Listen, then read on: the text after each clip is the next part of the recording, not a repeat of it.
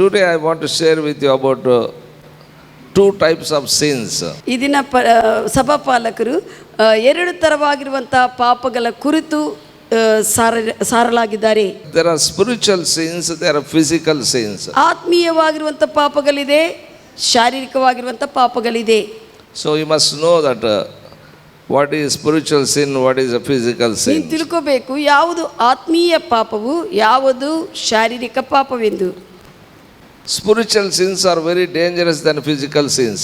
ಶಾರೀರಿಕವಾಗಿರುವಂಥ ಪಾಪಗಳಕ್ಕಿಂತ ಆತ್ಮೀಯ ಪಾಪಗಳು ಬಹಳಷ್ಟು ಅಪಾಯಕರವಾಗಿರುವಂಥದ್ದು. ಹಂಗಾದ್ರೆ ನಾನು ಶಾರೀರಿಕ ಪಾಪಗಳು ಮಾಡ್ತೀನಿ ಅಂತ ಹೇಳ್ಬೇಡ ಮತ್ತೆ.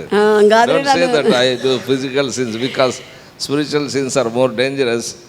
I can do physical sins. Don't say like that. ಶಾರೀರಿಕವಾಗಿರುವಂಥ ಪಾಪಗಳಕ್ಕಿಂತ ಆತ್ಮೀಯ ಪಾಪ ಬಹಳಷ್ಟು ಭಯಂಕರವಾದದಂತ ಹೇಳಿರುವಾಗ, ಅಪಾಯವಾದದಂತ ಹೇಳಿರುವಾಗ, ಹಂಗಂದ್ರೆ ನಾನು ಶಾರೀರಿಕ ಪಾಪ ಮಾಡ್ತೀನಿ ಬಿಡು ಅಂತ ಆ ರೀತಿಯಲ್ಲಿ ಯೋಚನೆ ಮಾಡಬೇಡ. Hallelujah. Hallelujah. These physical sins are also dangerous only. ಭೌತಿಕವಾಗಿರುವಂಥ ಶಾರೀರಿಕ ಪಾಪಗಳು ಕೂಡ ಅಪಾಯಕರವಾದದ್ದು. Physical sins also leads to death. ಆ ಒಂದು ಶಾರೀರಿಕ ಪಾಪಗಳು ಕೂಡ ನಿನ್ನ ಮರಣಕ್ಕೆ ನಡೆಸುತ್ತವೆ.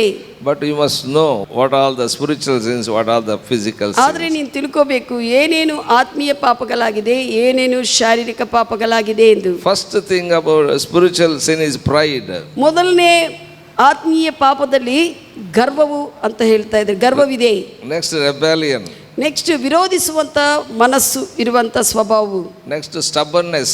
ಮತ್ತೆ ಮೊಂಡುತನ, witchcraft, ಮಾಟ ಮಂತ್ರ ಮಾಡುವಂತದ್ದು, idolatry, ವಿಗ್ರಹಾರಾಧನೆ ಮಾಡುವಂತದ್ದು. These are spiritual sins. ಇವೆಲ್ಲ ಕೂಡ ಆತ್ಮೀಯ ಪಾಪಗಳು. So these are very dangerous than physical sins. ಇವೆಲ್ಲ ಕೂಡ ಶಾರೀರಿಕ ಪಾಪಗಳಕ್ಕಿಂತ ಕೂಡ ಅಪಾಯಕರವಾದದ್ದು. There are physical sins. ಶಾರೀರಿಕ ಪಾಪಗಳು ಕೂಡ ಇದೆ.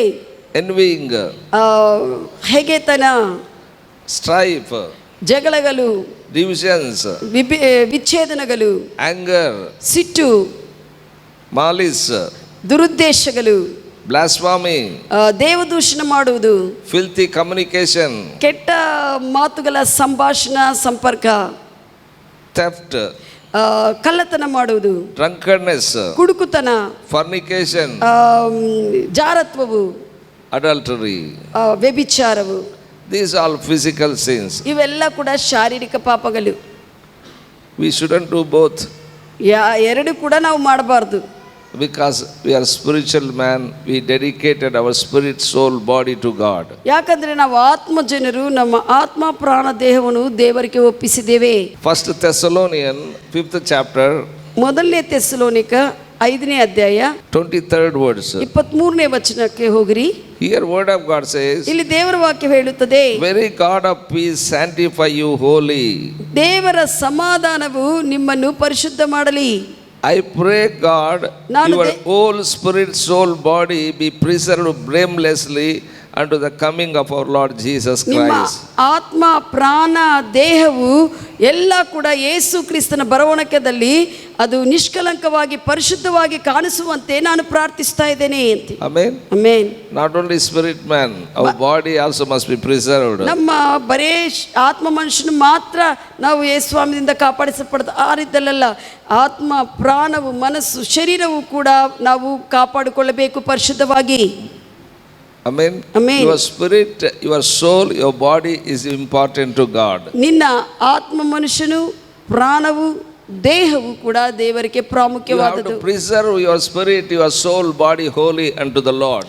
ನಿನ್ನ ಆತ್ಮ ಪ್ರಾಣ ದೇಹವನ್ನು ದೇವರಿಗೆ ಪರಿಶುದ್ಧವಾಗಿ ಕಾಪಾಡಿಕೊಳ್ಳಬೇಕು, ದೇವರ ಮುಂದೆ ಪರಿಶುದ್ಧವಾಗಿ ಇಟ್ಟುಕೊಳ್ಳುವುದಕ್ಕಾಗಿ ಕಾಪಾಡಿಕೊಳ್ಳಬೇಕು. These sins should not touch us because Jesus Christ came and delivered us. ಈ ಒಂದು ಪಾಪಗಳು ನಮ್ಮನ್ನು ಮುಟ್ಟಲಾರದಂತೆ ನಾವು ನೋಡಿಕೊಳ್ಳಬೇಕು. ಕಾರಣ ಏನಂದ್ರೆ ಇದರಿಂದ ಯೇಸು ಸ್ವಾಮಿ ನಮ್ಮನ್ನು ಬಿಡಿಸಿದ್ದಾನೆ. Whoever believes Jesus is God and confess that Jesus is Lord of their life, they are delivered from all these spiritual and physical sins. ಯಾರು ಯೇಸು ಕ್ರಿಸ್ತನ ಮಾತ್ರವೇ ದೇವರಂತ ಅಂತ ವಿಶ್ವಸಿಸಿ ಬಾಯಿಂದ ಆತನೇ ನಮ್ಮ ಜೀವನಕ್ಕೆ ಒಡೆಯನು ಅಂತ ಅರಿಕೆ ಮಾಡಿದ್ದಾರೋ ಅವ್ರನ್ನೆಲ್ಲರನ್ನೂ ಕೂಡ ಯೇಸು ಸ್ವಾಮಿ ಈ ಒಂದು ಆತ್ಮೀಯ ಶಾರೀರಿಕ ಪಾಪಗಳಿಂದ ಬಿಡಿಸಿದ್ದಾನೆ. But after that you shouldn't allow them. ಆದ ನಂತರ ರಕ್ಷಣೆ ಹೊಂದಿದ ನಂತರ ಅವುಗಳನ್ನು ನೀವು ಅನುಮತಿ ಕೊಡಬಾರದು. Hallelujah. ಅನುಮತಿಸಬಾರದು. Once removed, again don't invite.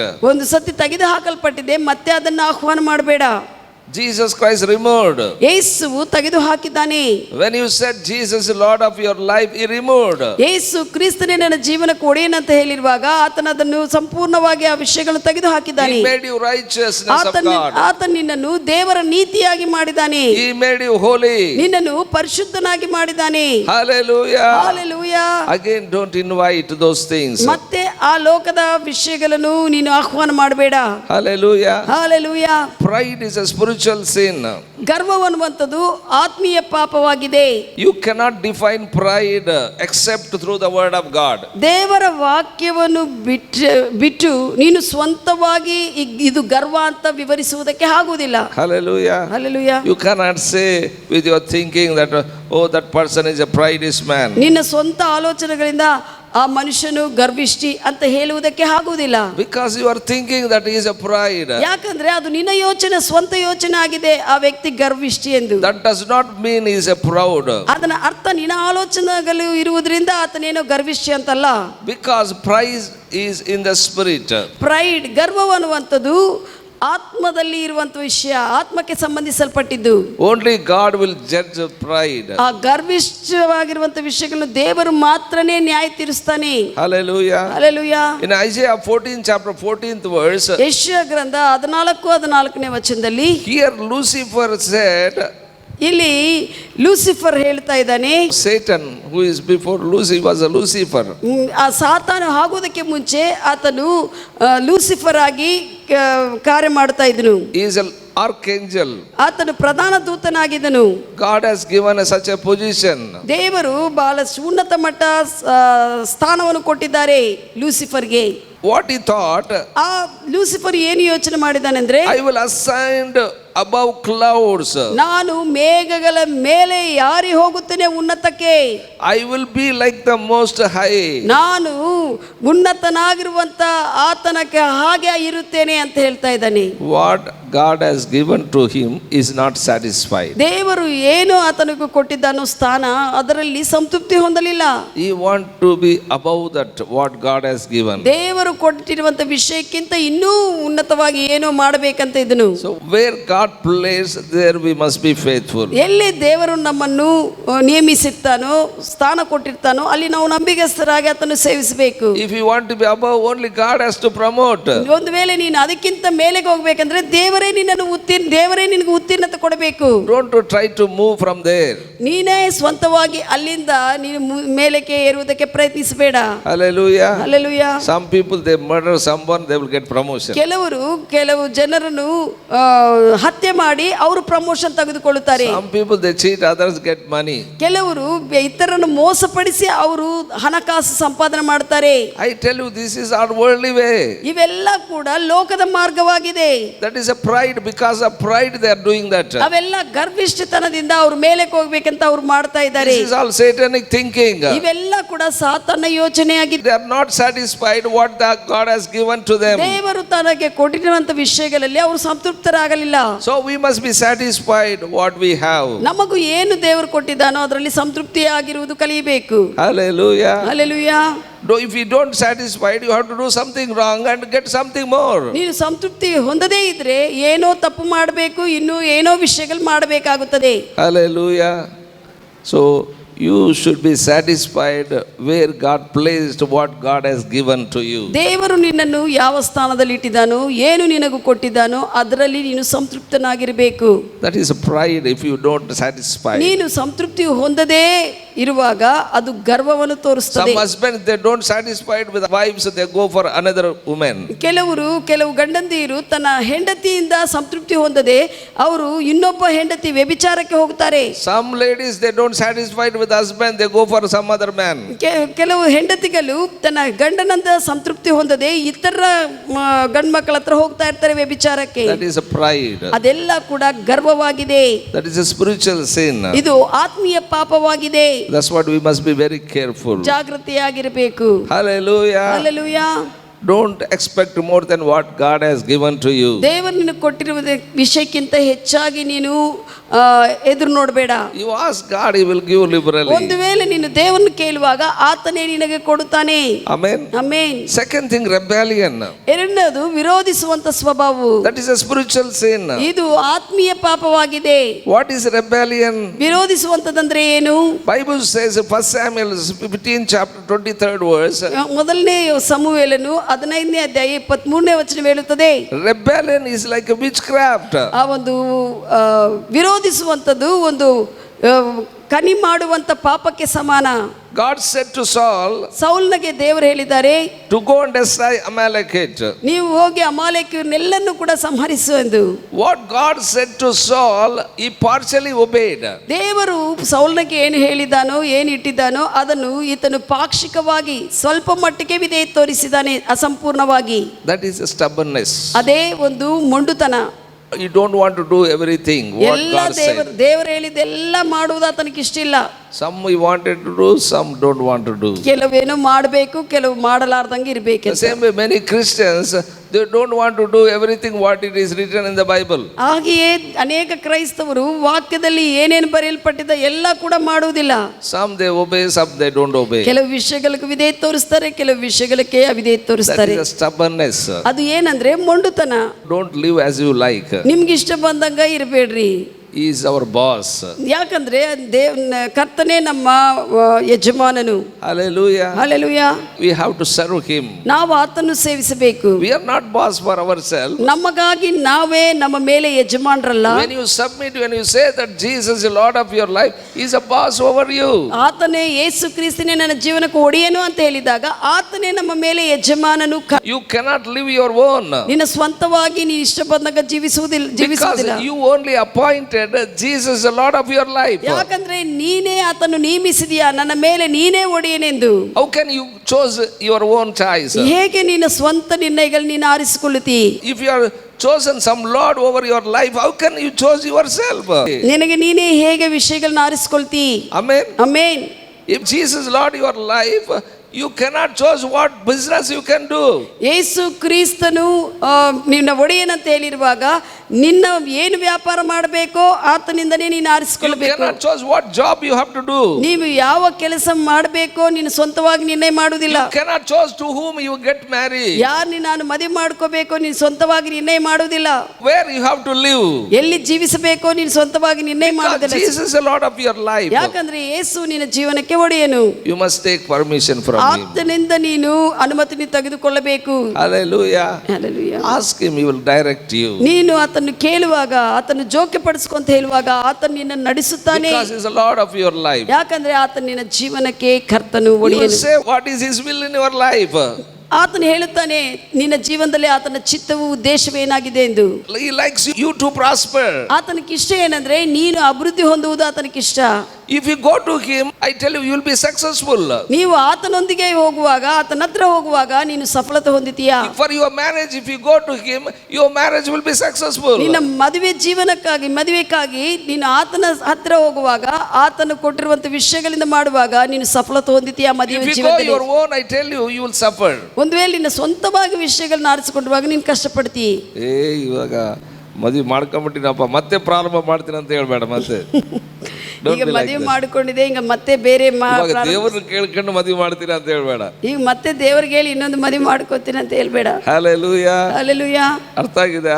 Those who understand say praise the Lord. ಯಾರಿಗೆ ಅರ್ಥ ಆಯ್ತು ಹೇಳ್ರಿ, ನೀವೇ ಸರಿಪಡಿಸ್ಕೊಳ್ಬೇಕು. ಮದುವೆ ಆದ್ಮೇಲೆ ಆಯ್ತು ಅವರೇ ಮದುವೆ ಒಂದು ಸತಿ ಆದ್ಮೇಲೆ ಅವ್ರ ಹತ್ರನೇ ನೀನು ಹೆಂಗನಿರ್ಲಿ ಲಾಸ್ಟ್ ವರ್ಗೆ ಅವ್ರ ಜೊತೆಯಲ್ಲಿ ಅವ್ರು ಹೇಗನ್ನ ಇರ್ಲಿ ಅವರೊಂದಿಗೆ ಲಾಸ್ಟ್ ವರ್ಗೆ ಇರಬೇಕು. Hallelujah. Hallelujah. Ask God to change his life. ಅವರ ಜೀವನಗಳನ್ನು ಬದಲಾಯಿಸುವಂತೆ ನೀನು ಕರ್ತನ್ನು ಕೇಳ್ಕೊ. Maybe husband, maybe wife. ಅವ್ರ ಹೆಂಡತಾಗಿರ್ಬೋದು ಗಂಡನಾಗಿರ್ಬೋದು ದೇವರ ಹತ್ರ ಕೇಳು ಬದಲಾಯಿಸುವಂತೆ. But if you partially obey to the word of God, that is a rebellion. ಒಂದು ವೇಳೆ ನೀನು ಪಾಕ್ಷಿಕವಾಗಿ ಅಸಂಪೂರ್ಣವಾಗಿ ದೇವರ ವಾಕ್ಯಕ್ಕೆ ವಿಧೇಯ ತೋರಿಸ್ತಾ ಇದ್ರೆ ಅದು ವಿರೋಧಿಸುವಂತ ವಿಷಯವಾಗಿರ್ತದೆ. Amen. Amen. I don't take bribe, but I get angry. ಕೆಲವರು ಹೇಳ್ತಾರೆ ನಾನು ಯಾವ ಲಂಚ ತೆಗೆದುಕೊಳ್ಳುವುದಿಲ್ಲ ಆದ್ರೆ ನನಗೆ ಸಿಟ್ಟು ಬರ್ತಾ ಇರ್ತದೆ ಅಂತ. That is partially obeying. ಅದೇನಂದ್ರೆ ಸಿಟ್ಟು ಕೂಡ ದೇವರ ವಾಕ್ಯಕ್ಕೆ ವಿರುದ್ಧನೇ, ಅದು ಪಾಕ್ಷಿಕವಾಗಿ ನಾವು Like that many people, some they obey, some they don't obey. ಅಂದ್ರೆ ಆ ರೀತಿಯಲ್ಲಿ ಕೆಲವರು ವಿಧೇಯತೆ ತೋರಿಸ್ತಾರೆ ಕೆಲವು ವಿಷಯಗಳಿಗೆ, ಕೆಲವು ವಿಧೇಯತೆ ತೋರಿಸುವುದಿಲ್ಲ.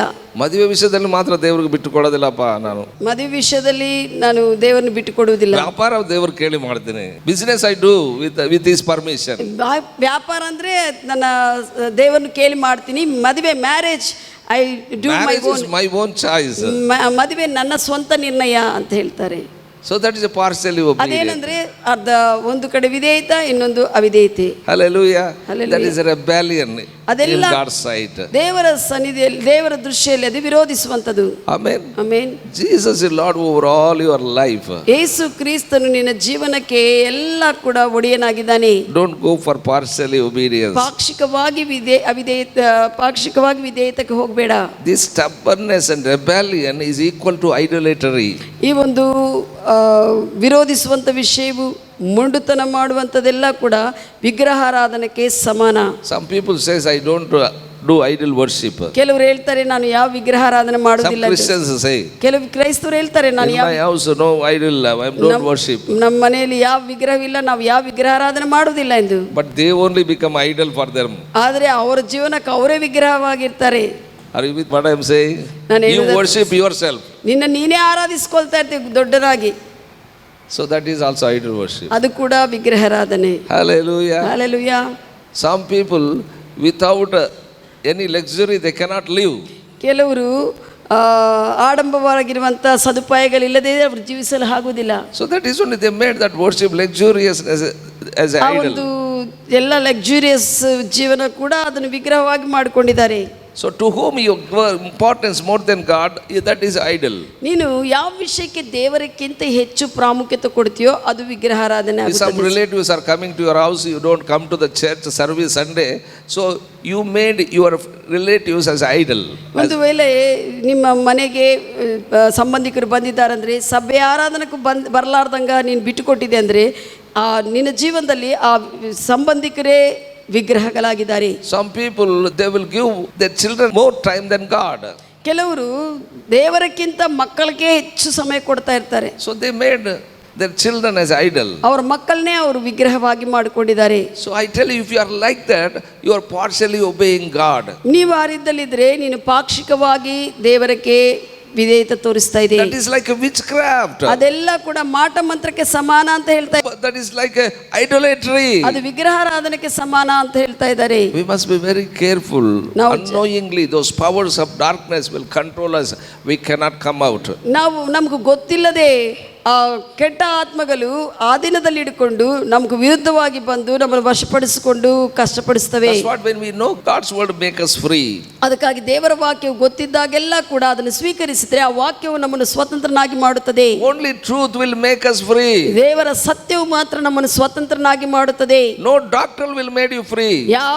ಯಾವ ವೈದ್ಯರು ನಿನ್ನನ್ನು ಸ್ವತಂತ್ರನಾಗಿ ಮಾಡಲು ಆಗುವುದಿಲ್ಲ. No scientist can make you free. ಯಾವುದೇ ಶಾಸ್ತ್ರವೇತ್ತ ನಿನ್ನನ್ನು ಸ್ವತಂತ್ರನಾಗಿ ಮಾಡಲು ಆಗುವುದಿಲ್ಲ. No political leader make you free. ಯಾವುದೇ ರಾಜಕೀಯ ನಾಯಕರು ನಿನ್ನನ್ನು ಸ್ವತಂತ್ರನಾಗಿ ಮಾಡಲು ಆಗುವುದಿಲ್ಲ. make you free. ಯಾವ ಮಾಟ ಮಂತ್ರವು ನಿನ್ನನ್ನು ಬಿಡಿಸಲು ಆಗುವುದಿಲ್ಲ. Only truth will make you free. ದೇವರ ವಾಕ್ಯದ ಸತ್ಯವು ಮಾತ್ರವೇ ನಮ್ಮನ್ನು ಸ್ವತಂತ್ರನಾಗಿ ಬಿಡಿಸುತ್ತದೆ.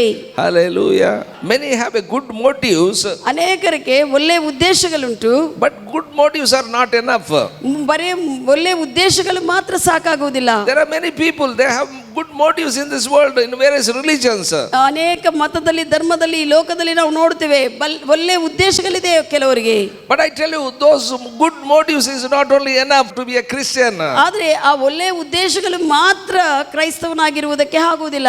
In David's time, ದಾವೀದನ ಸಮಯದಲ್ಲಿ when he wanted to bring ark of God to his capital city, ದಾವೀದನು ದೇವರ ಮಂಜೂಷವನ್ನು ತನ್ನ ಮುಖ್ಯ ಪಟ್ಟಣಕ್ಕೆ ಹಿಂತಿರುಗಿ ತೆಗೆದುಕೊಂಡು ಬರಬೇಕಂತ ಯೋಚಿಸಿರುವಾಗ he want to bring that ark on the bullock cart. ಆತನು ಏನು ಯೋಚಿಸಿದಾನಂದ್ರೆ ಒಂದು ಎತ್ತಿನ ಬಂಡಿ ಮೇಲೆ ದೇವರ ಮಂಜೂಷವನ್ನು ತೆಗೆದುಕೊಂಡು ಬರಬೇಕಂತ ಯೋಚಿಸಿದನು. So he put the ark on the bullock cart. ಆತನು ಹೊಸ ಬಂಡಿ ಮೇಲೆ, ಎತ್ತಿನ ಬಂಡಿ ಮೇಲೆ ದೇವರ ಮಂಜೂಷವನ್ನು ಇಟ್ಟಿದನು. He appointed mighty man of valor to stand there ಅಲ್ಲಿ to take care of that bullock cart. ಆ ಎತ್ತಿನ ಬಂಡಿಯನ್ನು ನಡೆಸುವುದಕ್ಕೆ, ಜಾಗೃತ ವಹಿಸುವುದಕ್ಕಾಗಿ ಇಬ್ಬರು ದೃಢವುಳ್ಳವಂತ ಶಕ್ತಿ ಉಳ್ಳುವಂತ ನಾಯಕರನ್ನು ಇಟ್ಟಿದ್ದಾನೆ ಅಲ್ಲಿ. David motive is good. ದಾವೀದನ ಒಂದು ಯೋಚನೆ, ಉದ್ದೇಶವು ಒಳ್ಳೆಯದಾಗಿತ್ತು. He don't want that ark to be with the Philistines. ದೇವರ ಮಂಜೂಷವು ಫಿಲಿಸ್ತೀಯರ ಗುಂಪಿನಲ್ಲೇ, ಫಿಲಿಸ್ತೀಯರ ದೇಶದಲ್ಲೇ ಇರುವುದು ಆತನಿಗೆ ಇಷ್ಟ ಇಲ್ಲ. He want his God to be with them only. ಆ ಮಂಜೂಷವಾಗಿರುವಂತಹ ದೇವರು ತನ್ನ ಸಂಗಡನೆ ಇರಬೇಕಂತ ಆತನು Because ark of God is a presence of God. ಯಾಕಂದ್ರೆ ದೇವರ ಮಂಜೂಷವು ಆ ದಿವಸಗಳಲ್ಲಿ ದೇವರ ಸನ್ನಿಧಿಯನ್ನು ತೋರಿಸ್ತದೆ. His motive is good. He wanted to bring that ark into his capital city. ದಾವೀದನ ಒಂದು ಉದ್ದೇಶವು ಒಳ್ಳೆಯದಾಯಿತು. ಆ ಮಂಜೂಷವನ್ನು, ದೇವರ ಮಂಜೂಷವನ್ನು ತನ್ನೊಂದಿಗೆ ತನ್ನ ರಾಜ್ಯಕ್ಕೆ ತೆಗೆದುಕೊಂಡು ಬರುವುದು. But bringing that ark in a bullock cart is not God's way. ಆದರೆ ಆ ಎತ್ತಿನ ಬಂಡಿ ಮೇಲೆ ಆ ಒಂದು ಮಂಜೂಷವನ್ನು ತೆಗೆದುಕೊಂಡು ಬರುವುದು ದೇವರ ಮಾರ್ಗವಲ್ಲ, ದೇವರ ಚಿತ್ತವಲ್ಲ. It is not that appointing mighty man valor to take care of that ark. ಆ ಮಂಜೂಷವನ್ನು ಆ ಒಂದು ಇಬ್ಬರು ನಾಯಕರು ಅದನ್ನು ಜಾಗೃತ ವಹಿಸುವುದು ದೇವರ ಉದ್ದೇಶವು, ಚಿತ್ತವಲ್ಲ. That is not God's will. Mighty man of valor to stand there to touch and hold that ark. ಬಲಾಢ್ಯರಾಗಿರುವಂಥ ಜನರು, ಸೈನ್ಯದಲ್ಲಿರುವಂಥ ಜನರು ಅದನ್ನು ಮಂಜೂಷವನ್ನು ಮುಟ್ಕೊಳ್ಳುವುದು, ಹಿಡ್ಕೊಳ್ಳುವುದು, ಜಾಗೃತ ವಹಿಸುವುದು ದೇವರ ಚಿತ್ತವಲ್ಲ. Because this mighty man of valors, they rescued David in the time of war. ಬಲಾಢ್ಯನು ದಾವೀದನ್ನು ಯುದ್ಧದಲ್ಲಿ ಕಾಪಾಡಿದ್ದಾನೆ. Many wars they protected David. ಬಹಳಷ್ಟು ಯುದ್ಧದಲ್ಲಿ ದಾವೀದನ್ನು ಈ ಬಲಾಢ್ಯನಾಗಿರುವಂತ ವ್ಯಕ್ತಿ ಕಾಪಾಡಿದ್ದಾನೆ. He thought those mighty man only very important to him. ಅದಕ್ಕಾಗಿ ಆತನು ಏನು ಯೋಚನೆ ಮಾಡಿದ್ದಾನೆ ಅಂದ್ರೆ, ಈ ಒಂದು ಬಲಾಢ್ಯನಾಗಿರುವಂತ ಈ ಸೈನ್ಯದಲ್ಲಿರುವಂತ ಯುದ್ಧಶೂರನೇ ತನకు ಪ್ರಾಮುಖ್ಯವೆಂದು ದಾವೀದ ಯೋಚಿಸಿದನು. He thought who are important to him, they are important to God. ಆತನು ಏನು ಯೋಚನೆ ಮಾಡಿದ್ದಾನೆ ಅಂದ್ರೆ, ತನಗೂ ಯಾರು ಪ್ರಾಮುಖ್ಯವೋ ದೇವರ ಕೂಡ ಅವರೇ ಪ್ರಾಮುಖ್ಯ ಅಂತ ಯೋಚಿಸಿದ್ದಾನೆ. But is not that is God's way. ಆದ್ರೆ ಅದು ದೇವರ ಮಾರ್ಗವಾರಿದ್ದಲ್ಲಿದ್ದಿಲ್ಲ. When the ark of God taking on the bullock cart, when oxen was stumbled, ದಾವೀದ ಮಂಜೂಷವನ್ನು ಆ ಎತ್ತಿನ ಬಂಡಿಗಳ ಮೇಲೆ ತೆಗೆದುಕೊಂಡು ಬರ್ತಾ ಇರುವಾಗ ಆ ಎತ್ತುಗಳು ಎದುರಿದಾಗ this Uzzah wanted to stop it. ಆ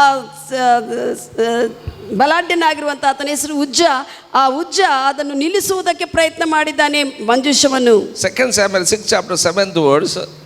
2 ಸಮುವೇಲನು 6ನೇ ಅಧ್ಯಾಯ 7ನೇ ವಚನ. Bible says, ಸತ್ಯವೇದ ಹೇಳುತ್ತದೆ, anger of the Lord kindled against him, God killed him for touching the ark. ದೇವರ ಒಂದು ಉಗ್ರತೆ, ಸಿಟ್ಟು ಆ ಉಜ್ಜಾನ ಮೇಲೆ ಬಂದು ಉಜ್ಜಾನನ್ನು ಆ ಕಡೆ ಸಾಯುವಂತೆ ಮಾಡಿದ್ದಾನೆ ದೇವರು. Are you listening what I am saying? ನಾನು ಹೇಳುವುದು ಕೇಳ್ತಾ ಇದ್ದೀರಾ? ಉಜ್ಜ ಒಂದು ವೇಳೆ ಆ ಮಂದಸ್ಸು ಹಿಡ್ಕೊಳ್ಳಿಲ್ಲ ಅಂದ್ರೆ ಕೆಳಗೆ ಬಿದ್ದು ಬಿಡ್ತಾ ಇತ್ತು. ಒಂದು ವೇಳೆ ಯುಜ್ಜ ಟಚ್ ಮಾಡಿಲ್ಲ, ಅದನ್ನು ಇಟ್ಕೊಂಡಿಲ್ಲ ಅಂದ್ರೆ ಮಂಜೂಷ ಕೆಳಗೆ ಬೀಳ್ತಾ ಇತ್ತು ಬಂಡಿ ಮೇಲೆ. ಹಿಡ್ಕೊಂಡು that is good motive only. ಅದು ಬಿಡಲಾರ್ದಂಗ ಮುಟ್ಟಿದ್ದು, ಕಾಪಾಡಿದ್ದು ಅದು ಒಳ್ಳೆಯದೇ, ಒಳ್ಳೆ ಉದ್ದೇಶನೇ. But all cannot handle the presence of God. ಆದರೆ ಎಲ್ಲರೂ ಕೂಡ ದೇವರ ಸನ್ನಿಧಿಯನ್ನು, ಮಂಜೂಷವನ್ನು ಮುಟ್ಟುವುದಕ್ಕೆ ಆಗುವುದಿಲ್ಲ, ಹ್ಯಾಂಡಲ್ ಮಾಡುವುದಕ್ಕೆ. Hallelujah, hallelujah, amen, amen. Only Levites has to handle the ark of God. ದೇವರ ಮಂಜೂಷವನ್ನು ಬರೇ ಲೇವಿಯರು ಮಾತ್ರ ಅದನ್ನು ಹೊತ್ತುಕೊಂಡಬೇಕು, ಅದನ್ನು ನಡೆಸಬೇಕು. Only priesthood has to hold that ark. ಬರೇ ಯಾಜಕರು ಮಾತ್ರ ಅದನ್ನು ಹೊತ್ತುಕೊಂಡಬೇಕು. But David did not know that. ದಾವೀದನಿಗೆ ಇದು ಗೊತ್ತಾಗಲಿಲ್ಲ.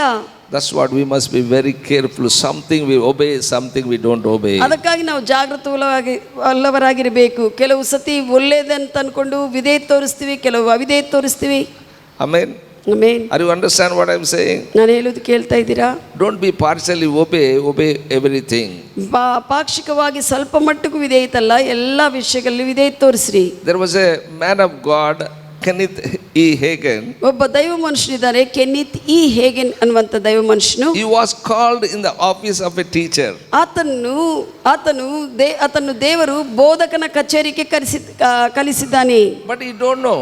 ಆದ್ರೆ ಆತನಿಗೆ ಅವಾಗ ಗೊತ್ತಾಗಲಿಲ್ಲ. He got healed. ಆತನು ಗುಣ ಹೊಂದಿದ್ದಾನೆ. He was paralyzed, complete whole body. ಆತನು ಮುಂಚೆ ಎಲ್ಲ ಶರೀರವೆಲ್ಲ ಕೂಡ ಪಾರ್ಶ್ವದಿಂದ ನರಳಾಡ್ತಾ ಇದ್ನು, ಅದರಿಂದ ಗುಣ ಹೊಂದಿದ್ದಾನೆ. Many years he suffered in that paralytic stage. ಅನೇಕ ವರ್ಷಗಳ ಒಂದು ಪಾರ್ಶ್ವದಲ್ಲೇ ಕಷ್ಟಪಟ್ಟಿದ್ದಾನೆ ಯವನಸ್ಥನಾಗಿ. Only he can move head, whole body was paralyzed. ಎಲ್ಲ ಶರೀರವೆಲ್ಲ ಕೂಡ ಹಂಗೆ ಪಾರ್ಶ್ವದಿಂದ ಚಲಿಸದೇ ಇತ್ತು, ಕೈಗಳು ಮಾತ್ರ ಚಲಿಸ್ತಾ ಇದ್ದನು. Even he died also in the paralytic way, but God only rescued him, given life again. ಮತ್ತೆ ಆ ಪಾರ್ಶ್ವದಲ್ಲೇ ಆತನು ಮರಣಿಸಿದ್ದಾನು ಕೂಡ, ಆದರೆ ದೇವರು ಮತ್ತೆ ಪುನಃ ಜೀವಿಸುವಂತೆ ಕಾಪಾಡಿದ್ದಾನೆ. But God healed him. ಆತನ್ನು ದೇವರು ಗುಣಪಡಿಸಿದ್ದಾನೆ. At the age of 17, 17ನೇ ವರ್ಷ ಸಮಯದಲ್ಲಿ ದೇವರು ಆತನ್ನು ಗುಣಪಡಿಸಿದ್ದಾನೆ. He called him into the ministry. ದೇವರು ಆತನ್ನು ಪರಿಚರ್ಯಕ್ಕೆ ಕರೆದಿದ್ದಾನೆ. At the age of 21, he became a pastor.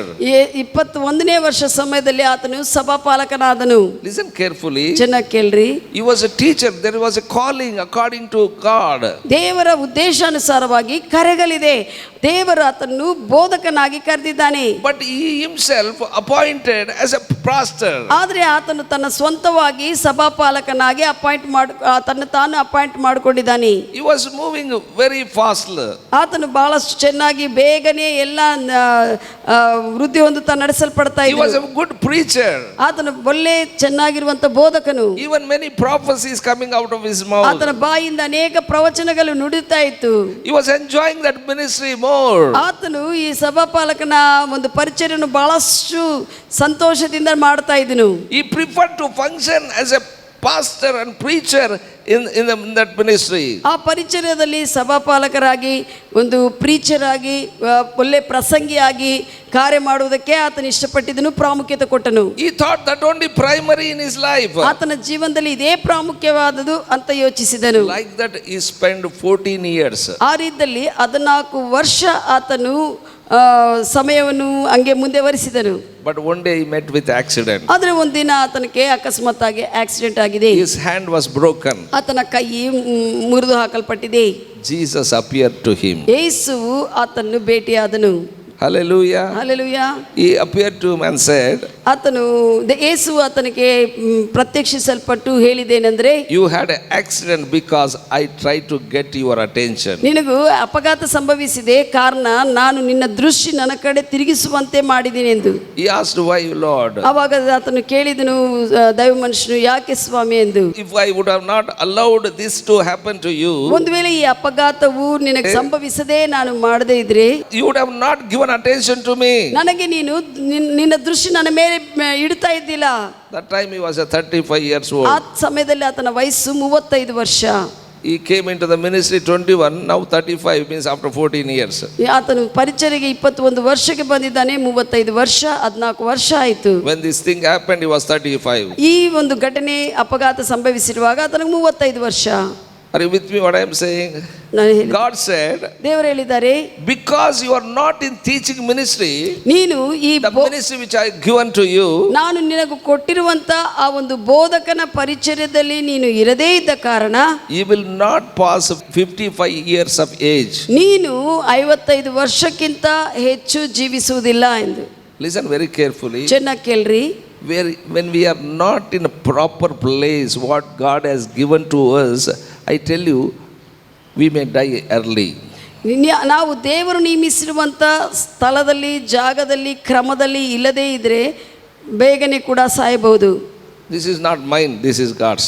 ಇದು ದೇವರ ವಿಷಯವಾಗಿದೆ. This God told to Kenneth Hagin. ಈ ವಿಷಯವನ್ನು ದೈವ ಮನುಷ್ಯನಾಗಿರುವಂಥ ಕೆನಿತ್ ಹೇಗನ್ಗೆ ದೇವರು ಹೇಳಿದ್ದಾರೆ. If you go, there are many books, there are many messages, are YouTube books also there available. You can read, you can find it also. ನೀನು ಯೂಟ್ಯೂಬ್ದಲ್ಲಿ ಆಗಲಿ, books ಆಗಲಿ ಬಹಳಷ್ಟು ಓದ್ಕೊಂಡು ನೀವು ತಿಳ್ಕೋಬಹುದು. God said to him, you will die, you will not pass 55 years, you will die at the age of 55. ನೀನು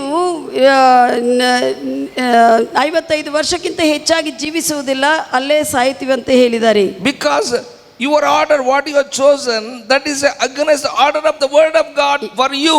ಯಾಕಂದ್ರೆ ನಾನು ನಿನಗಾಗಿ ನೇಮಿಸಿರುವಂತ ವಿಷಯಗಳು ನನ್ನ ಕ್ರಮದಲ್ಲಿ ಇಲ್ಲ, ನಿನ್ನ ಸ್ವಂತ ಕ್ರಮದಲ್ಲಿ ನೀನು ಆರಿಸಿಕೊಂಡಿದ್ದಿ, ಅದಕ್ಕಾಗಿ ಅಂತ ಹೇಳಿದನು. So God brought that attention to him with that accident. ಅದಕ್ಕಾಗಿ ದೇವರು ಆತನ ದೃಷ್ಟಿಯನ್ನು ದೈವ ಮನುಷ್ಯನ ದೃಷ್ಟಿ ತನ್ನ ಕಡೆ ತಿರುಗಿಸುವುದಕ್ಕಾಗಿ ಅಪಘಾತವು ಆಗುವಂತೆ ಅನುಮತಿ ಕೊಟ್ಟನು. When God said to Kenneth Hagin, he put straight in his calling. ಆತ ದೇವರು ಕೆನಿತಿ ಹೇಗನ್ಗೆ ಹೇಳಿರುವಾಗ ಆತನು ತನ್ನ ಕರೆಯನ್ನು ಸರಿಪಡಿಸಿಕೊಂಡನು. So he stopped that pastoral ministry, begin the teaching ministry. ಆತನು ಈಗ ಆವಾಗ ದೇವರು ಹೇಳಿದ್ದಾಗ ಸಭಾಪಾಲಕರ ಕೆಲಸವನ್ನು ಬಿಟ್ಟು ಆತನು ಬೋಧಕನಾಗಿ ಬೋಧಿಸುವುದಕ್ಕೆ ಪ್ರಾರಂಭಿಸಿದನು. Before I start the church, ಸಭೆಯನ್ನು ಪ್ರಾರಂಭಿಸುವುದಕ್ಕೆ ಮುಂಚೆ ಸಭಾಪಾಲಕರು so all the 15 years, 15 ವರ್ಷ ತನಕ I was preaching gospel of Jesus Christ ಯೇಸು ಕ್ರಿಸ್ತನ as ಸುವಾರ್ತೆಯನ್ನು evangelist.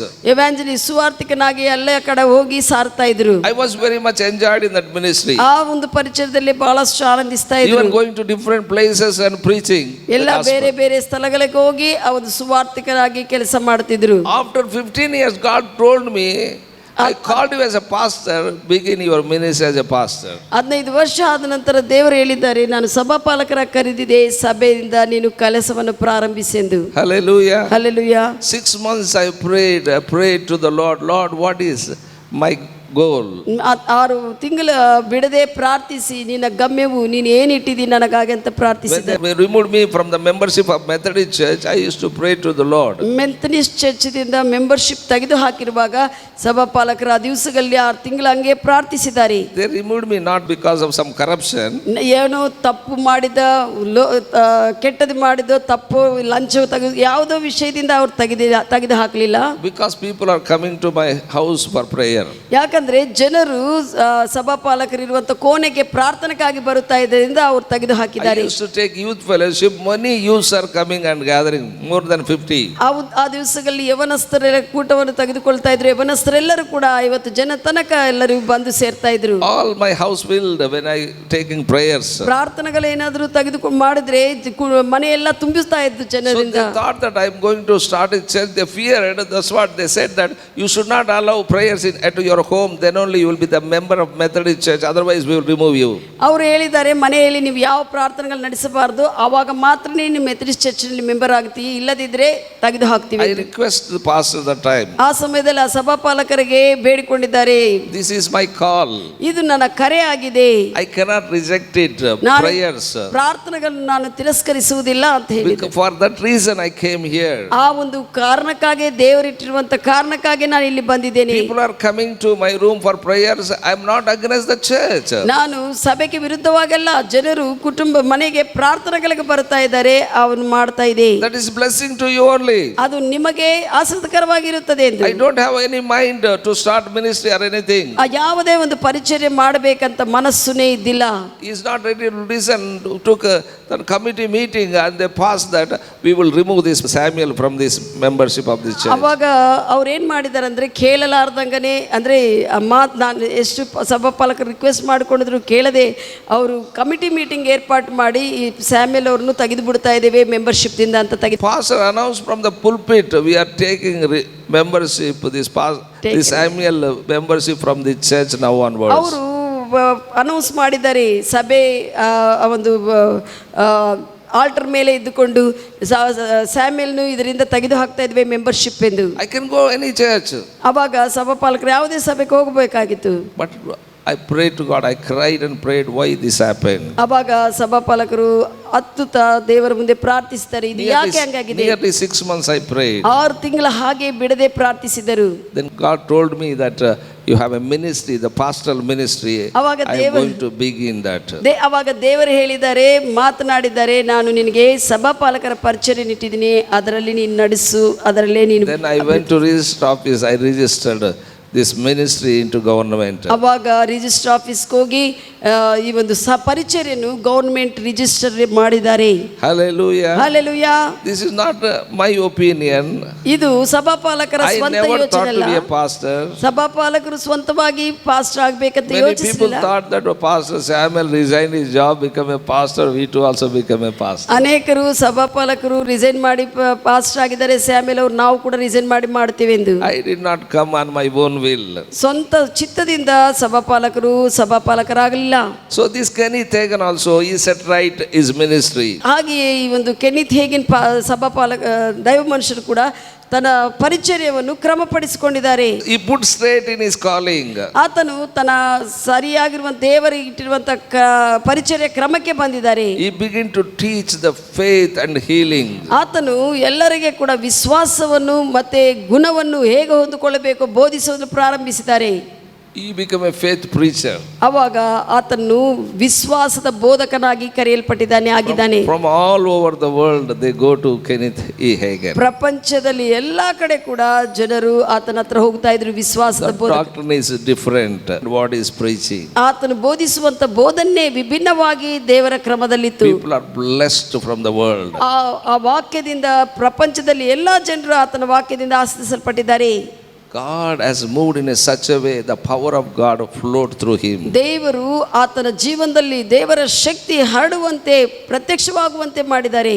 That teaching only we are giving to you now today. ಆತನ ಬೋಧನೆ ನಾವು ಕೂಡ ತೆಗೆದುಕೊಂಡು ನಿಮ್ಗೆ ಕೊಡ್ತಾ ಇದ್ದೇವೆ. He is one of the person who influenced my life and preaching that word. ಆತನು ಕೂಡ ಕೆನ್ನಿತಿ ಹೇಗನವರು ಕೂಡ ಸಭಾಪಾಲಕರ ಜೀವನದಲ್ಲಿ ಪ್ರಭಾವಿಸುವಂತ ಒಬ್ಬ ವ್ಯಕ್ತಿಯಾಗಿದ್ದಾನೆ, ದೈವ ಮನುಷ್ಯನಾಗಿದ್ದಾರೆ.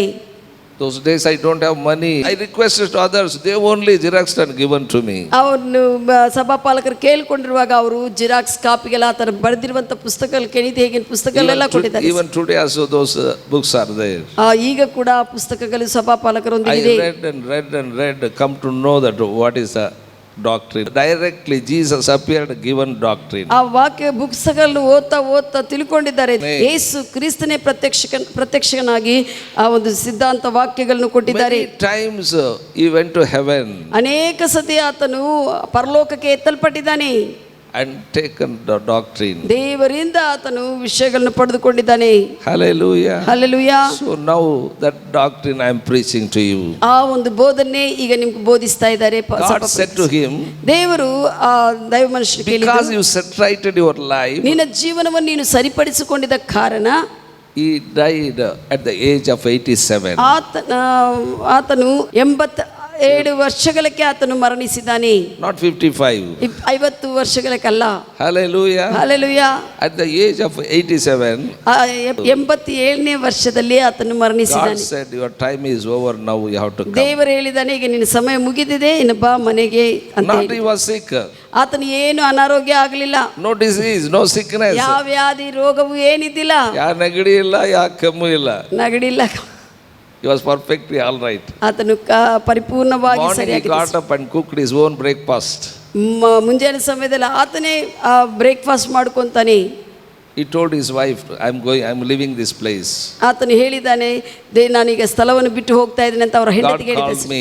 ದೇವರು ಕರೆದಿದ್ದಾನೆ, ಈಗ ನಾನು ಹೋಗ್ತೀನಿ. He called all dear friends, pastors also from different places. ಆತನು ಬೇರೆ ಬೇರೆ ಸ್ಥಳದಲ್ಲಿರುವಂತ ಜನರನ್ನು, ಸಭಾಪಾಲಕರನ್ನು, ಆತನಿಗೆ ಪ್ರಿಯಕರಾಗಿರುವಂತ ಎಲ್ಲರನ್ನು ಕೂಡ ಗ್ಯಾದರ್ ಮಾಡಿದ್ದಾನೆ.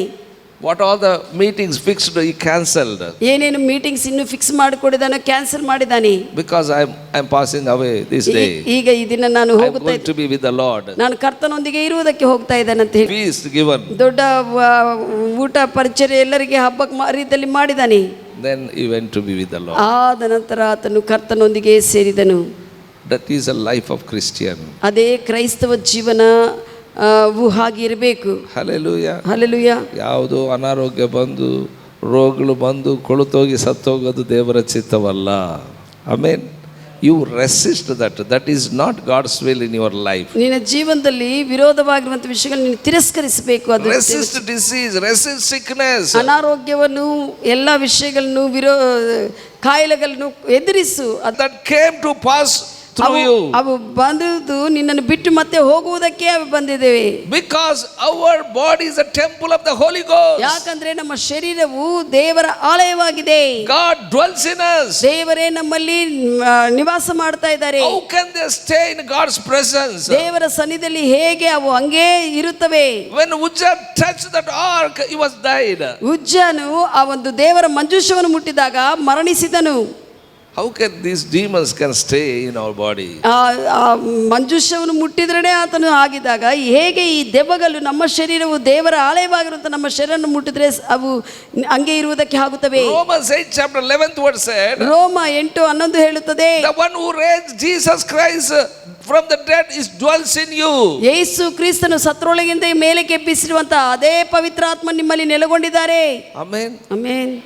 When Jesus died, ಯೇಸು ಮರಣಿಸಿದಾಗ no blood in his body. ಆತನ ಶರೀರದಲ್ಲಿ ಇನ್ನು ರಕ್ತವೇ ಇದ್ದಿಲ್ಲ. Some soldier came and pierced. ಒಂದು ಸೈನಿಕನು ಬಂದು ಆತನ್ನು ಚುಚ್ಚಿದಾನೆ ಈಟದಿಂದ. No blood. ಅಲ್ಲಿ ರಕ್ತವೇ ಬಂದಿಲ್ಲ. Blood and water mixed came. ಕೊನೆಯದಾಗಿರುವಂತಹ ರಕ್ತವು ಆ ಒಂದು ನೀರು ಸೇರಿ ಹೊರಗೆ ಬಂದಿದೆ. That shows that no blood in that body. ಅದು ಏನ್ ತೋರಿಸ್ತದೆ ಅಂದ್ರೆ ರಕ್ತವೇ ಇದ್ದಿಲ್ಲ. That body they took and kept in tomb. ಆ ರಕ್ತವಿಲ್ಲದೆ ಇರುವಂತ ಮರಣಿಸಿರುವಂತ ಶರೀರವನ್ನು ತೆಗೆದುಕೊಂಡು ಆ ಒಂದು ಸಮಾಧಿಯಲ್ಲಿ ಇಟ್ಟಿದ್ದಾರೆ. On the third day, ಮೂರನೇ ದಿವಸದಲ್ಲಿ Holy Ghost entered into that body. ಪವಿತ್ರಾತ್ಮನ ಶರೀರದಲ್ಲಿ ಪ್ರವೇಶಿಸಿದನು. That body was resurrected. ಆ ಶರೀರವು ಪುನರುತ್ಥಾನನಾಗಿ ಸಜೀವನಾಗಿದ್ದಾನೆ. That only, that is Romans 8:11 says. ಅದೇ ಹೇಳ್ತಾ ಇದೆ ರೋಮ 8:11. The one who raised Jesus from the dead. ಯಾರು ಯೇಸು ಕ್ರಿಸ್ತನ ಶರೀರವನ್ನು ಮರಣದಿಂದ ಮೇಲಕ್ಕೆ ಎಬ್ಬಿಸಿದಾರೋ, that body, Jesus body, no blood but that alive. ಆ ರಕ್ತ ಇಲ್ಲದೆ ಇರುವಂತ ಯೇಸು ಕ್ರಿಸ್ತನ ಶರೀರವು ಸಜೀವವಾಗಿದೆ. Amen. Amen. No blood in that body. ಆ ಶರೀರದಲ್ಲಿ ರಕ್ತವೇ ಇದ್ದಿಲ್ಲ. But his body made alive. ಆ ಶರೀರವನ್ನು ಯೇಸುವಿನ ಶರೀರವನ್ನು ಜೀವಿಸುವಂತೆ ಮಾಡಿದ್ದಾನೆ. Jesus is alive without blood. ಯೇಸುವು ರಕ್ತವಿಲ್ಲದೆ ಆತನು ಸಜೀವನಾಗಿದ್ದಾನೆ. That life is Holy Ghost life. ಆ ಒಳಗಿರುವಂತ ಯೇಸು ಕ್ರಿಸ್ತನಲ್ಲಿ ಪವಿತ್ರಾತ್ಮನ ಜೀವವಿತ್ತು. That same Holy Ghost dwells in us. ಅದೇ ಪವಿತ್ರಾತ್ಮನು ನಮ್ಮಲ್ಲಿ ವಾಸ ಮಾಡುತ್ತಾ ಇದ್ದಾನೆ ಅಂತ ವಾಕ್ಯ ಹೇಳುತ್ತದೆ. Bible says ಸತ್ಯವೇದ ಹೇಳುತ್ತದೆ, Holy Ghost will quicken our mortal body. Members of our mortal body. ಪವಿತ್ರಾತ್ಮ ದೇವರು ಹೇಳ್ತಾರೆ, ನಮ್ಮಲ್ಲಿರುವಂತಹ ಪವಿತ್ರಾತ್ಮನು ನಮ್ಮ ದೇಹದ ಎಲ್ಲಾ ಅವಯವಗಳನ್ನು ಸಂಪೂರ್ಣವಾಗಿ ಗುಣಪಡಿಸುತ್ತಾನೆ, ಮಾಡುತ್ತಾನೆ, ಗುಣಕ್ಕೆ ತರುತ್ತಾನೆ ಎಂದು. ಆಮೆನ್. Just obey him. ಆತನಿಗೆ ಬರೀ ನೀವು ವಿಧೇಯತೆ ತೋರಿಸಿರಿ. Allow him to be Lord over you. ನಿನ್ನ ಜೀವನದಲ್ಲಿ ಪ್ರತಿ ವಿಷಯಕ್ಕೆ ಆತನ ಕರ್ತನಂತ ಒಡೆಯನಂತ ಅಲೌ ಮಾಡ್ರಿ, ಅನುಮತಿ ಕೊಡ್ರಿ. Don't be partially obey. ಪಾಕ್ಷಿಕವಾಗಿ ವಿಧೇಯತೆ ತೋರಿಸಬೇಡ. Completely surrender, submit to him. ಸಂಪೂರ್ಣವಾಗಿ ಆತನಿಗೆ ಒಪ್ಪಿಸ್ಕೋ. Let him reign your body. ನಿನ್ನ ಶರೀರವನ್ನು ಆತನು ಪರಿಪಾಲಿಸಲಿ. Not only your spirit. ನಿನ್ನ ಆತ್ಮ ಮನುಷ್ಯನು ಮಾತ್ರವಲ್ಲ, let him reign your soul. ನಿನ್ನ ಒಂದು ಮನಸ್ಸನ್ನು, ಪ್ರಾಣವನ್ನು ಆತನು ಪರಿಪಾಲಿಸಲಿ. Your body. ನಿನ್ನ ಶರೀರವನ್ನು ಆತನು ಪರಿಪಾಲಿಸಲಿ. What is a soul? ಪ್ರಾಣವಂದ್ರೆ ಏನು? Your mind, will and emotions. ನಿನ್ನ ಒಂದು ಮನಸ್ಸು, ಚಿತ್ತ, ಭಾವೋದ್ರೇಕಗಳು. You submit to him. ನೀವು ಆತನಿಗೆ ಒಪ್ಪಿಸ್ಕೋ. Hallelujah. Hallelujah. When he reign, ಆತನು ನಿನ್ನ ಪರಿಪಾಲಿಸುವಾಗ, when he manifests, ಶರೀರದಲ್ಲಿ ಪ್ರತ್ಯಕ್ಷನಾಗುವಾಗ health manifests, ಆರೋಗ್ಯವು ಪ್ರತ್ಯಕ್ಷಿಸಲ್ಪಡುತ್ತದೆ. Amen. Amen. Hallelujah. Hallelujah. Our calling is very big calling. ನಮ್ಮ ಕರೆ ಬಹಳಷ್ಟು ದೊಡ್ಡ ಕರೆ ಆಗಿದೆ. God dwells in us. ದೇವರೇ ನಮ್ಮಲ್ಲಿ ಬಂದು ವಾಸ ಮಾಡ್ತಾ ಇದ್ದಾರೆ. We are not ordinary people. ನಾವು ಸಾಧಾರಣ ಜನರಲ್ಲ. Because we don't know God's word, we are making ourselves small. ನಿಮಗೆ ದೇವರ ವಾಕ್ಯವು ಗೊತ್ತಿಲ್ಲದೆ ಕಾರಣ ನೀವು ಕಡಿಮೆಯಾಗಿ ನೋಡ್ಕೊಂತಾ ಇದೆ. Don't make yourself small, God made you big. ದೇವರು ನಿಮ್ಮನ್ನು ದೊಡ್ಡನಾಗಿ ಮಾಡಿದಾಗ ನಿಮ್ಮನ್ನು ನೀವು ಕಡಿಮೆಯಾಗಿ ನೋಡ್ಕೋಬೇಡ. Amen. Amen. At the time of Moses, ಮೋಶೆ ಕಾಲ ಸಮಯದಲ್ಲಿ all Israel people wanted water to drink. ಎಲ್ಲ ಇಸ್ರಾಯೇಲ್ ಜನರಿಗೆ ನೀರು ಕುಡಿಯಬೇಕಂತ ನೀರಡಿಕೆ ಆಯಿತು. So that time God said, go and strike the rock, he will give the water. ಅವಾಗ ದೇವರು ಹೇಳಿದ್ದಾನೆ ಮೋಶೆಗೆ, ಹೋಗಿ ನೀನು ಆ ಬಂಡನ್ನು ಒಡೆಯುವಿ, ಅವಾಗ ನೀರು ಬರುತ್ತದೆ ಬಂಡೆಯಿಂದ ಅಂತ. That is there in Exodus 17 chapter 5th verse. ವಿಮೋಚನ ಕಾಂಡ 5ನೇ ಅಧ್ಯಾಯ 5ನೇ ವಚನದಲ್ಲಿದೆ. So that time they drank water. ಅವಾಗ ಎಲ್ಲರೂ ಕೂಡ ಬಂಡೆಯಿಂದ ನೀರು ಬಂತು, ಕುಡಿದಿದ್ದಾರೆ. Again second time the lack of water. ಮತ್ತೆ ಎರಡನೇ ಸತಿ ಇಸ್ರಾಯೇಲ್ ಜನರಿಗೆ ನೀರು ಕೊರತೆ ಬಂತು, ನೀರಡಿಕೆ ಆಯಿತು. That time God said, ಆ ಸಮಯದಲ್ಲಿ ದೇವರು ಹೇಳಿದ್ದಾರೆ, Numbers 28 chapter, ಅರಣ್ಯಕಾಂಡ 20ನೇ ಅಧ್ಯಾಯ, don't strike the rock but speak to the rock, that rock give the water. ದೇವರು ಹೇಳಿದ್ದಾನೆ, ನೀನು ಹೋಗಿ ಬಂಡನೊಂದಿಗೆ ಮಾತನಾಡು, ಆವಾಗ ನೀರು ಬರುತ್ತದೆ ಎಂದು. People are murmuring against Moses. ಆ ಸಮಯದಲ್ಲಿ ಮೋಶೆಗೆ ವಿರುದ್ಧವಾಗಿ ಎಲ್ಲ ಇಸ್ರಾಯೇಲ್ ಜನರು ಗುಣಗುಡ್ತಾ ಇದ್ರು. They are murmuring against God. ದೇವರಿಗೆ ವಿರುದ್ಧವಾಗಿ ಗುಣಗುಡ್ತಾ ಇದ್ರು. There is so much noise in the crowd. ಆ ಒಂದು ಗುಂಪಿನ ಜನರ, ಇಸ್ರಾಯೇಲ್ ಗುಂಪಿನಲ್ಲಿ ಬಹಳಷ್ಟು ಗಲಿಬಿಲಿ ಅವರು ಗುಣಗುಟ್ಟುವುದಿತ್ತು. They are talking against God, talking against Moses. ದೇವರಿಗೆ ವಿರುದ್ಧವಾಗಿ, ಮೋಶೆಗೆ ವಿರುದ್ಧವಾಗಿ ಮಾತನಾಡೋದಕ್ಕೆ Why you ಪ್ರಾರಂಭಿಸಿದರು. brought here to die? ಯಾಕೆ ನಮ್ಮನ್ನು ಇಲ್ಲಿ ಕರ್ಕೊಂಡು ಬಂದಿದೆ ಸಾಯಿಸುವುದಕ್ಕೆ ಅಂತ ಹೇಳ್ತಾ To ಇದ್ರು. die in the wilderness. ಈ ಅರಣ್ಯ ಪ್ರದೇಶದಲ್ಲಿ ನಾವು ಸಾಯ್ಬೇಕಾ ಅಂದು. Oh, we are best in the Egypt. ನಾವು ಐಗುಪ್ತಿನಲ್ಲಿ ಚೆನ್ನಾಗಿದ್ದೀವಿ, ಅಲ್ಲಿ ಬದುಕ್ತಾ ಇದ್ದೀವಿ, ಇಲ್ಲಿಗೆ ಯಾಕೆ ಕರ್ಕೊಂಡ್ಬಂದು ಸಾಯಿಸ್ತಿ? ಅಲ್ಲಿ ಚೆನ್ನಾಗಿತ್ತು ಎಲ್ಲ ಸುಖವಾಗಿ, ಇಲ್ಲಿ ಯಾಕೆ ಕರ್ಕೊಂಡು ಬಂದಿದಿ? But God said, go and speak to the rock and give the water. ಅವಾಗ ದೇವರು ಹೇಳಿದ್ದಾರೆ, ಹೋಗಿ ನೀನು ಕಲ್ಲಿನ ಬಂಡನ ಹತ್ರ ಮಾತನಾಡು, ನೀರು ಕೊಡುತ್ತದೆ ಎಂದು. But because of crowd talking against him, he got angry. ಆದರೆ ಮೋಶೆಗೆ ವಿರುದ್ಧವಾಗಿ ಎಲ್ಲ ಇಸ್ರಾಯೇಲ್ ಗುಂಪು ಜನರೆಲ್ಲರೂ ಕೂಡ ಮಾತನಾಡುವಂಥ ಮಾತುಗಳನ್ನು ಕೇಳಿ ಆತನಿಗೆ ಬಹಳ ಸಿಟ್ಟು ಬಂತು. He forgot what God said. ಆ ಸಿಟ್ಟಿನಲ್ಲಿ ದೇವರು ಏನು ಹೇಳಿದಾನೋ ಮರೆತು ಬಿಟ್ಟಿದ್ದಾನೆ. What God said first time that he remembered, but second time what he said he forgot. ದೇವರು ಮುಂದೆ ಹಿಂದಿನ ಸತಿ ಏನು ಹೇಳಿದಾನೋ ಅದು ನೆನಪಿಗಿದೆ, ಈಗ ಏನು ಹೇಳಿದಾನೋ ಅದನ್ನು ಮರೆತು ಬಿಟ್ಟಿದ್ದಾನೆ. He went and strike that rock. ಹೋಗಿ ಆ ಒಂದು ಬಂಡೆಯನ್ನು ಒಡೆದಿದ್ದಾನೆ. Bible says he smote twice the rock. ಸತ್ಯವೇದ ಹೇಳುತ್ತದೆ 2 ಸತಿ ಬಂಡನ್ನು ಹೊಡೆದಿದ್ದಾನೆ ಸಿಟ್ಟಿನಿಂದ. Water came. ನೀರೇನೋ ಬಂದಿದೆ, Miracle happened. ಅದ್ಭುತ ನಡೆಸಲ್ಪಟ್ಟಿದೆ. But God said to him, ಆದರೆ ದೇವರು ಆತನಿಗೆ ಹೇಳಿದ್ದಾನೆ in the 8th verse, 8ನೇ ವಚನದಲ್ಲಿ, Moses, ಮೋಶೆ, you shouldn't strike the rock. ನೀನು ಬಂಡೆಯನ್ನು ಒಡೆಯಬಾರದಾಯಿತು. You should talk to the rock. ನೀನು ಬಂಡೆ ಸಂಗಡ ಮಾತನಾಡಬೇಕು. But you smote the rock. ಆದರೆ ನೀನು ಬಂಡನ್ನು ಒಡೆದಿದಿ. Because you struck the rock, ನೀನು ಬಂಡೆಯನ್ನು ಒಡೆದಿದ್ದ ಕಾರಣ you see the promised land, ನೀನೇನು ವಾಗ್ದಾನ ಪ್ರದೇಶವನ್ನು ನೋಡ್ತಿ, but you will not enter. ಆದರೆ ಆ ವಾಗ್ದಾನ ಪ್ರದೇಶದಲ್ಲಿ ನೀನು ಪ್ರವೇಶಿಸುವುದಿಲ್ಲ. Hallelujah. ಹಲ್ಲೆಲೂಯಾ. Small mistake. ಸಣ್ಣ ಒಂದು ಮಿಸ್ಟೇಕ್, ತಪ್ಪು. But God said, you will see the promised land, but you will not enter. ಆದರೆ ದೇವರು ಹೇಳಿದ್ದಾನೆ, ನೀನು ವಾಗ್ದಾನ ಭೂಮಿಯನ್ನು This is ನೋಡ್ತಿ. a spiritual sin. ಇದು ಆತ್ಮೀಯವಾಗಿರುವಂತ ಪಾಪವಾಗಿದೆ. Why? Because ಯಾಕಂದ್ರೆ 2 Samuel 22nd chapter 3rd verse. ಅದು 2ನೇ ಸಮುವೇಲು 22:3. When he sang the song, ಆತನು ದಾವೀದನು ಹಾಡು ಹಾಡ್ತಾ ಇರುವಾಗ he ದೇವರೇ, said, my God, my rock. ಆತನು ಹೇಳಿದ್ದಾನೆ, ನನ್ನ ದೇವರೇ, ನನ್ನ ಬಂಡೆ. Even Psalms 18 chapter 2nd verse also. ಕೀರ್ತನೆಗಳು 18:2 ಕೂಡ ಹೇಳ್ತಾನೆ, Jesus Christ was that Yesu rock. ಕ್ರಿಸ್ತನೇ ಆ ಬಂಡೆ ಆಗಿದ್ದಾನೆ. Only once he has to strike, not second time. ಒಂದೇ ಸತೆ ಆ ಬಂಡೆನ ಹೊಡಿಯಬೇಕು, ಇನ್ನೊಂದು ಸತಿ ಅಲ್ಲ.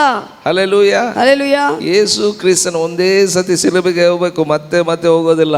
ಯೇಸು ಸ್ವಾಮಿ ಒಂದೇ ಸತಿ ಸಿಲುಬೆಗೆ ಹೋಗಿದ್ದಾನೆ, ಮತ್ತೆ That is a spiritual symbol. ಇದು ಆತ್ಮೀಯವಾಗಿರುವಂತ ಗುರುತಾಗಿದೆ. 2ನೇ ಸತಿ ಹೊಡಿತಿದ್ದಾನೆ, ಅದು ತಪ್ಪು, ಅದು ಆಗೋದಿಲ್ಲ, ಅದು ಮತ್ತೆ ಯೇಸು ಸ್ವಾಮಿ ಬಂದು ಸಿಲುಬೆಗೆ ಹೋಗೋದಿಲ್ಲ. Hallelujah. Hallelujah. That's what God said.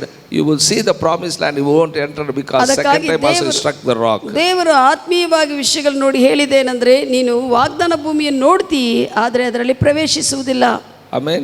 Amen. That's what we have to develop our spirit. ಅದಕ್ಕಾಗಿ ನಮ್ಮ ಆತ್ಮ ಮನುಷ್ಯನು ಅಭಿವೃದ್ಧಿಪಡಿಸಿಕೊಳ್ಳಬೇಕು. We must listen to the word of God. ದೇವರ ವಾಕ್ಯವನ್ನು ಚೆನ್ನಾಗಿ ಕೇಳಬೇಕು. Word of God is a voice of the Lord to us. ದೇವರ ವಾಕ್ಯವೇ ನಮಗೆ ದೇವರ ಸ್ವರವಾಗಿದೆ. Amen. Amen. First we have to practice the voice of God through the word of God. ಮೊದಲನೇದಾಗಿ ದೇವರ ವಾಕ್ಯವನ್ನು ಕೇಳುತ್ತಾ ದೇವರ ಸ್ವರವನ್ನು ನಾವು ಪ್ರಾಕ್ಟೀಸ್ ಮಾಡಬೇಕು. Then Holy Ghost, when he speaks, we listen to him. ಅವಾಗ ಪವಿತ್ರಾತ್ಮ ದೇವರು ಮಾತನಾಡ್ತಾನೆ, ಅವಾಗ ನಾವು ಕೇಳುವುದಕ್ಕೆ ಆಗುತ್ತದೆ. One guy said, ಒಬ್ಬ ವ್ಯಕ್ತಿ ಹೇಳಿದ್ದಾನೆ, not grown spiritually, ಆತ್ಮೀಯವಾಗಿ ಆತನು ಬೆಳೆಯಲಿಲ್ಲ, not yet married, ಮದುವೆ ಆಗಲಿಲ್ಲ. you want to marry one girl. ಆತನು ಒಬ್ಬ ಹುಡುಗಿಯನ್ನು ಮದುವೆ ಯಾರು ಮಾಡ್ಕೋಬೇಕು, ಹೆಂಗಸರು ಮದುವೆ ಮಾಡ್ಕೊಂಬಕ್ ಹೋಗೋದಿಲ್ಲ, ಯಂಗ್ ಗರ್ಲ್. ಯವನಸ್ಥಲಾಗಿರುವಂತ ಹುಡುಗಿಯನ್ನು ಮದುವೆ ಮಾಡ್ಕೋಬೇಕಂತಿದ್ರು. Hallelujah. Hallelujah. Amen. So that man wanted to marry. ಆ ವ್ಯಕ್ತಿ ಮದುವೆ ಮಾಡ್ಕೋಬೇಕಂತ ಇದನು Recently come to Christ. ಆತನು ಅವಾಗೆ ಕ್ರಿಸ್ತನಲ್ಲಿ ಬಂದಿದ್ದಾನೆ. In his church 3 girls were there, young girls. ಆತ ಸಭೆಯಲ್ಲಿ 3 ಬಾಲಕಿಯರಿದ್ದಾರೆ. He don't know their names. ಆತನಿಗೆ ಅವರ ಹೆಸರುಗಳು ಗೊತ್ತಿಲ್ಲ. Not chosen, but he liked them. ಅವ್ರನ್ನೇನು ಆರಿಸಿಕೊಂಡಿಲ್ಲ, ಆದರೆ 3 ಚೆನ್ನಾಗಿದ್ದಾರೆ ಅಂತ ಇಷ್ಟಪಡ್ತಾ ಇದ್ನಷ್ಟೇ. Finally he said to his friends, ಆತನು ಕಡೆದಾಗಿ ತನ್ನ ಸ್ನೇಹಿತರಿಗೆ ಹೇಳಿದ್ದಾನೆ, you will pray to God. ನಾವು ಪ್ರಾರ್ಥನೆ ಮಾಡೋಣ, Which girl I have to marry? ಯಾವ ಹುಡುಗಿಯನ್ನು ಮದುವೆ ಮಾಡ್ಕೋಬೇಕು ಎಂದು. Both prayed. ಇಬ್ಬರು ಪ್ರಾರ್ಥನೆ ಮಾಡಿದ್ದಾರೆ. So after long prayers, ಬಾಲ ಪ್ರಾರ್ಥನೆ ಮಾಡಿದ ನಂತರ that fellow who will get married said to his friend, ಮದುವೆ ಮಾಡ್ಕೋಬೇಕನ್ನುವಂಥ ಆ ವ್ಯಕ್ತಿ ತನ್ನ ಸ್ನೇಹಿತರಿಗೆ ಹೇಳಿದ್ದಾನೆ, So go and find out their names. ಅವರ ಹೆಸರುಗಳು ಹೋಗಿ ಕಂಡಿಡು ಯಾವ ಹೆಸರುಗಳು ಎಂದು. If their names, whose name is in the Bible, that girl I marry. ಯಾರ ಹೆಸರು ಕ್ರೈಸ್ತವ ಹೆಸರಾಗಿ ಬೈಬಲ್ದಲ್ಲಿ ಇರುತ್ತದೋ ಅವ್ರನ್ನು ನಾನು ಮದುವೆ ಮಾಡ್ಕೊಂತೀನಿ ಅಂತ ಹೇಳ್ತಾ ಇದ್ದಾನೆ. So he thought like that. ಆ ರೀತಿಯಲ್ಲಿ ಯೋಚನೆ ಮಾಡಿದ್ದಾನೆ, ಆರಿಸಿಕೊಳ್ಳುವುದು. God never told, but he himself only thought. ದೇವರು ಏನು ಹೇಳಿಲ್ಲ, ಆದ್ರೆ ಆತನ ಪ್ರಾರ್ಥನೆ ಮಾಡಿ ಹಿಂಗ ನಿರ್ಣಯಕ್ಕೆ ಬಂದಿದ್ದಾನೆ. He is recently come to the Christ. ಯಾಕಂದ್ರೆ ಅವಾಗೆ ಕ್ರೈಸ್ತನಲ್ಲಿ ಬಂದಿದ್ದಾನೆ. ಅದಕ್ಕಾಗಿ many surface Christians think that God only speaking to them. ಅಂತ ಮಟ್ಟಕ್ಕೆ ಅವಾಗೆ ಬಂದಿದ್ದವ್ರು ಏನು ಯೋಚನೆ ಮಾಡ್ತಾರೆ ಅಂದ್ರೆ ದೇವರೇ ಮಾತನಾಡಿದ್ದಾನೆ. ದೇವರು ಹೇಳ್ಬಿಟ್ಟಿದ್ದಾನಪ್ಪ, ಅದರಲ್ಲಿ ಯಾರು ಕ್ರೈಸ್ತ ಹೆಸರಿದ್ದ ಅವ್ರು ಮದುವೆ ಮಾಡ್ಕೊಂತ ದೇವರು ಹೇಳಿದಾನಪ್ಪ ನನಗೆ. God only told me to select the Christian person who is name is on the in the Bible ಅಂತ. They are not spiritually educated. ಯಾಕಂದ್ರೆ ಆತ್ಮೀಯವಾಗಿ ಅವರು ವಿದ್ಯಾವಂತರಲ್ಲ. Are you with me what I am saying? ಹೇಳುವುದು ಕೇಳಿ. He said to his friend, find out their names. ಹೋಗಿ ತನ್ನ Whose ಸ್ನೇಹಿತರಿಗೆ name is a Christian name, I will get married. ಯಾರ ಹೆಸರು ಕ್ರೈಸ್ತವ ಹೆಸರಾಗಿ ಬೈಬಲ್ದಲ್ಲಿದ್ದೋ ಅವ್ರನ್ನ ನಾನು ಮದುವೆ ಮಾಡ್ಕೊಂತೀನಿ. They went and found out. ಅವರು ಹೋಗಿ ಕಂಡಿಡಿದ್ದಾರೆ. All their 3 names are in the Bible.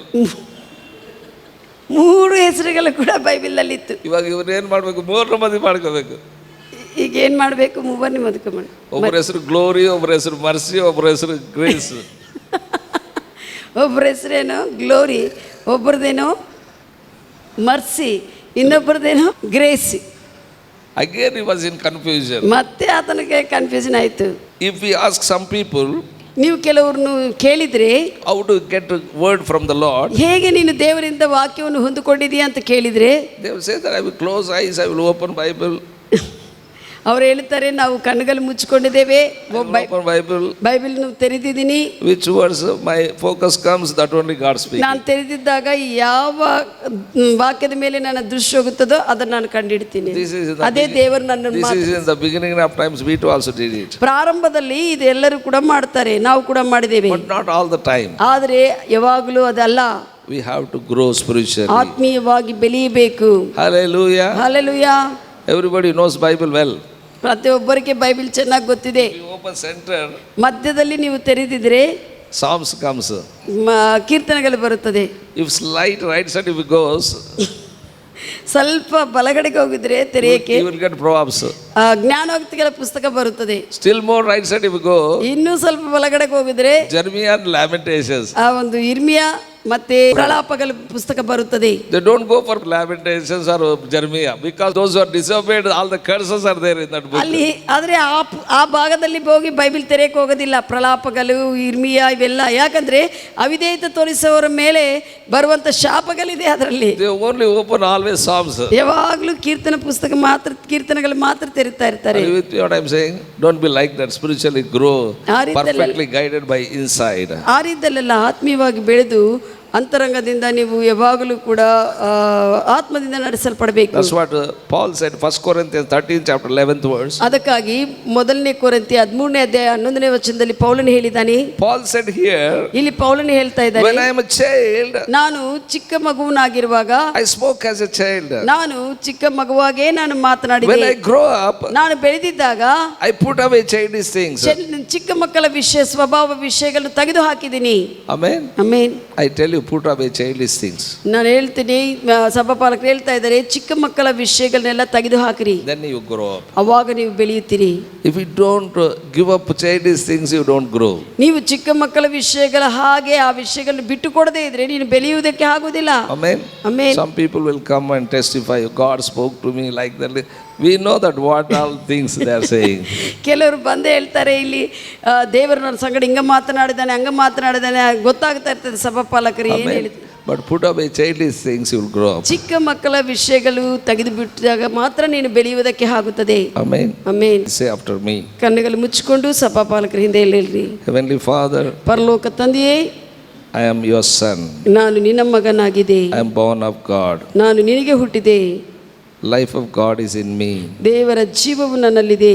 I make progress by the power of the Holy Spirit. ಪವಿತ್ರಾತ್ಮ ದೇವರ ಶಕ್ತಿಯಿಂದ ನಾನು ಮುಂದೆಗೆ ಹೋಗುತ್ತೇನೆ. I have the knowledge of God in my spirit. ನನ್ನ ಆತ್ಮದಲ್ಲಿ ದೇವರ ತಿಳುವಳಿಕೆ ಇದೆ. Always I am winning. ಯಾವಾಗಲೂ ನಾನು ಗೆಲ್ಲುತ್ತೇನೆ. Always I am victor. ಯಾವಾಗಲೂ ನಾನು ಜಯಶಾಲಿಯಾಗಿರುತ್ತೇನೆ. Because greater is he in me than he that is in the world. ಯಾಕಂದ್ರೆ ನನ್ನಲ್ಲಿರುವ ಆತನು ಈ ಲೋಕದಲ್ಲಿರುವವನಿಗಿಂತ ದೊಡ್ಡವನು.